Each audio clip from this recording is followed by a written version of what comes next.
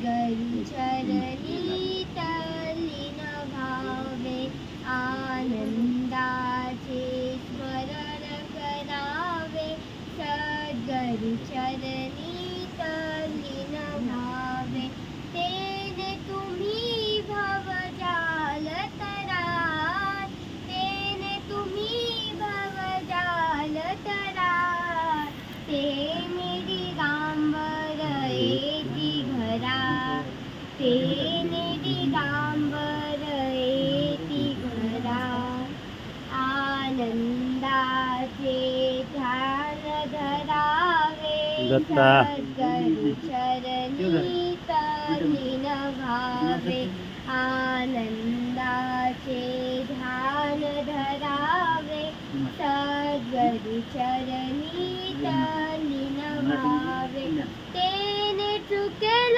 सवरांची फेरा तेने चुकेल सवरांची फेरा तेने दिगंबर येती घरा तेने दिगंबर येती घरा दिगंबर बाबा सांगून गेले विसरू नका या दत्तनामाले दिगंबर बाबा सांगून गेले विसरू नका या दत्तनामाले तेने तुम्ही मोक्षपद धराल तेने तुम्ही मोक्षपद धराल तेने दिगंबर येती घरा तेने दिगंबर येती घरा तेने दिगंबर येती घरा सद्गुरु महाराज की जय अद्वैतया माये की जय आनंद चिंतनम श्री गुरुदेव दत्त आनंद देवदत्त आनंद देवदत्त आनंद देवदत्त सर्वांना आनंद देवदत्त आनंद देवदत्त तुझं पूर्ण नाव काय बेटा? धनश्री गणेश मुरुमकार आणि मी महाराष्ट्राची आहे अकोला जिल्ह्यामधील. अच्छा आणि तुम्ही कुठं आलात आता? कोणत्या ठिकाणावर आहात तुम्ही? आम्ही बद्रिका आश्रम या ठिकाणावर आहोत. पहिले आम्ही अनुसूया मातेचं दर्शन केलं वरती येऊन आणि आता बराच अवघड रस्ता म्हणजे क्षत्रिय महाराजांचं मंदिर आहे आणि त्याचा खूप अवघड रस्ता आहे आणि आम्ही तिकून आलेलो आहे. अत्रुय महाराजनी इथे तपश्चर्या केलेली आहे. आम्ही आता तिथून वापिस आलेलो आहे आणि इथे विश्रांती घेत आहे. अच्छा आणि काय कसं काय वाटलं तुम्हाला दर्शन घेत असताना? आम्हाला वाटेमध्येच असं म्हणजे वाटलं नाही की आता पाय दुखत आहेत का काही.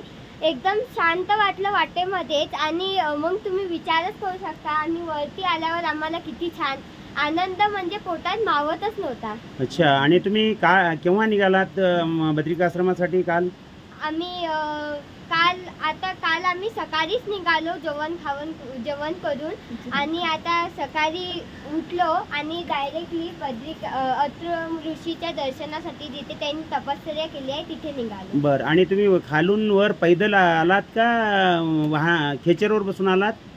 पैदल आलात. किती घंटे लागले तुम्हाला येताना अनुसूया मातेपाशी? आम्हाला 2 घंटे लागले.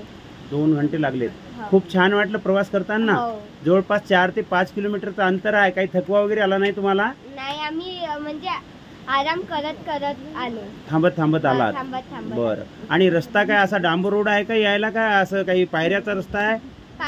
असाच म्हणजे खडक्याचा रस्ता आहे. साधा रस्ता. अच्छा बरं. आणि आता जे तुम्ही भजन म्हणलात ते कोणाच्या इच्छेनुसार म्हणलात? गुरुमाऊलीच्या इच्छेनुसार. आनंद. आणि आपल्या सोबत किती भक्तजण आहेत प्रवासामध्ये? प्रवासामध्ये तर जवळपास 80-90 जण आहेत. पण सध्या आम्ही दर्शन करून आलेलं हे आम्ही 10 जण आहोत. 10 भक्त आहेत. बरं. खूप छान. आणि तुमचा अनुभव सांगा माय. आनंद देवदत्त.